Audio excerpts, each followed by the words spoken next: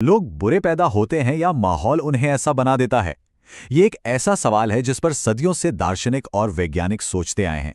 आज हम एक सोर्स मटेरियल को समझने की कोशिश करेंगे जो इस बहस पर एक बहुत ही मजबूत और कुछ हद तक एक उत्तेजक नजरिया पेश करता है।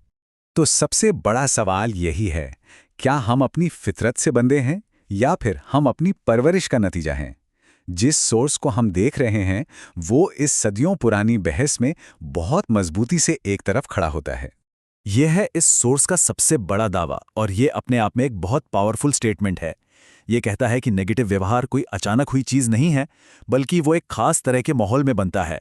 और इसका मतलब ये भी हुआ कि अगर उन्हें बनाया जा सकता है तो उन्हें बनने से रोका भी जा सकता है।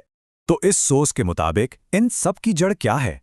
ये इशारा करता है परवरिश, माँ बाप के बर्ताव और परिवार का माहौल कैसा था, इन सब चीजों के मिले जुले असर की तरफ, जो मिलकर किसी की आगे की जिंदगी के व्यवहार को तय करते हैं।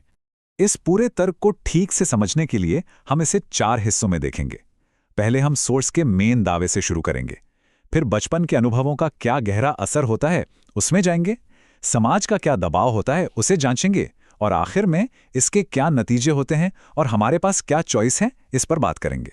तो ये सोर्स अपना तर्क रखता कैसे है? इसकी शुरुआत होती है घर से। इस सोर्स के हिसाब से ये आदतें हवा में पैदा नहीं होती, समाज उन्हें बनाता है और कभी-कभी तो उन्हें बढ़ावा भी देता है। जैसे जब मीडिया में बुरे बर्ताव को ग्लैमरस दिखाया जाता है या जब ऑनलाइन प्लेटफॉर्म्स पर ड्रामा और झगड़ों को बढ़ावा मिलता है। तो चलिए सबसे पहले उन कारणों को देखते हैं जिनकी पहचान ये सोर्स घर के अंदर करता है। यहाँ पर फोकस माता-पिता के रोल पर है। घर के अंदर सबसे पहला जिक्र आता है पिता के रोल का, या यूं कहें कि जब वो रोल खाली रह जाता है। जब एक पिता घर में होते हुए भी नहीं होता या सच में नहीं होता, तो सोर्स का तर्क है कि ये खालीपन छोड़ जाता है। इससे बच्चे अक्सर मर्दों के अधिकार पर शक के साथ बड़े होते हैं, क्योंकि उन्होंने कभी इसका एक हेल्दी उदाहरण देखा ही नहीं।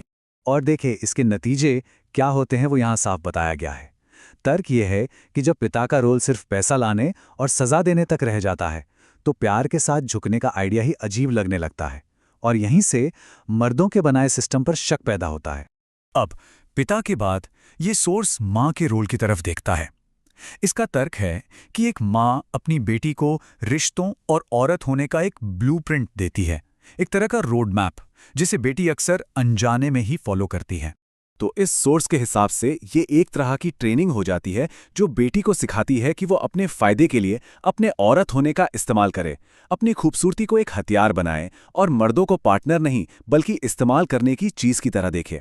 ये सीखे हुए व्यवहार हैं, पैदा होते ही नहीं आते। ये सोर्स इस बात पर भी जोर देता है कि झगड़े का तरीका भी सीखा जाता है। जब एक बच्चा अपनी माँ को घर में हर बात पर चिल्लाते हुए देखता है, तो ये सिर्फ एक बुरा दिन नहीं होता, ये एक सबक होता है कि झगड़े को कैसे हैंडल करना है, और यही पैटर्न अगली पीढ़ी में चला जाता है। ठीक है, तो अब घर की चार दीवारी से बाहर निकलते हैं और देखते हैं कि यह तर्क समाज के लेवल पर कैसे काम करता है। ये पॉइंट इस बात पर जोर देता है कि कैसे कम उम्र में ऑनलाइन मिले अनुभव हमारी सोच को प्रोग्राम कर सकते हैं। सोर्स का तर्क है कि जब प्यार का पहला एहसास वासना और ऑनलाइन वैलिडेशन से होता है, तो एक हेल्दी रिश्ते और गहरे जुड़ाव के बीच का फर्क ही धुंधला जाता है। ये सोर्स एक बहुत ही परेशान करने वाली टाइमलाइन दिखाता है। 9 साल की उम्र में अडल्ट कंटेंट देख लेना, 12 की उम्र तक ऑनलाइन लाइक्स और कमेंट्स के लिए बेचैन रहना, और 25 की उम्र तक आते आते एक साथी को इंसान के तौर पर नहीं बल्कि एक इमोशनल फिक्स की तरह देखना। और यहाँ पे ये तर्क और भी बड़ा हो जाता है, ये कहते हुए कि ये सिर्फ घर की बात नहीं है, बल्कि पूरा सामाजिक सिस्टम ऐसा है जो ट्रेडिशनल फैमिली को कमज़ोर करता है और एक तरह से पिता की जगह ले रहा है। तो यहाँ सबसे ज़रूरी बात यह है कि ये सोर्स इन सब चीज़ों को महज एक इत्तेफाक नहीं मानता, बल्कि वो इसे एक सोची समझी डिज़ाइन की तरह दिखाता है। ये फैमिली कोड्स, वेलफेयर सिस्टम्स और मीडिया की तरफ इशारा करता है और कहता है कि ये स्ट्रक्चर ट्रेडिशनल फैमिली को कमज़ोर करते हैं, जिससे बाजार के लिए बेहतर कस्टमर तैयार होते हैं। तो ये सब हमें इस सोर्स के आखिर में लाता है कि इन सब बातों को देखते हुए रिश्तों को कैसे समझा जाए और क्या चुनाव किए जाएं। तो फिर इसका हल क्या है? सोर्स इसे एक कम्युनिटी प्रोजेक्ट कहता है। मतलब गैर मौजूद पिता और खराब ब्लूप्रिंट की जगह जरूरत है एक ऐसे पिता की जो मौजूद हो, एक ऐसी माँ की जो प्यार से पाले, मजबूत सीमाओं की और सिर्फ भावनाओं के आधार पर नहीं बल्कि असली अनुशासन की। और ये स्लाइड सीधे सीधे दो तरह के नतीजों की तुलना करती है जो इस बात पर निर्भर करते हैं कि परवरिश कैसी हुई है। एक तरफ वो महिला है जो हर बात पर लड़ती है और कहा जा रहा है कि वो ऐसे माहौल में पली है।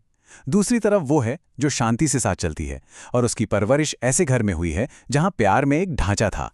इसीलिए ये सोर्स एक सीधी सलाह देता है जिसमें किसी इंसान के बचपन और उसकी नींव को समझने पर जोर दिया गया है। मैसेज साफ है, सिर्फ बाहरी चीजों को मत देखिए, उस नींव को समझिए जिस पर कोई इंसान बना है। और आखिर में ये सोर्स हमें नींव के महत्व के बारे में इसे गहरे और सोचने पर मजबूर करने वाले सवाल के साथ छोड़ जाता है। इसका तर्क ये है कि कोई भी भविष्य बनाने से पहले ये समझना जरूरी है कि वो किस बुनियाद पर खड़ा होगा।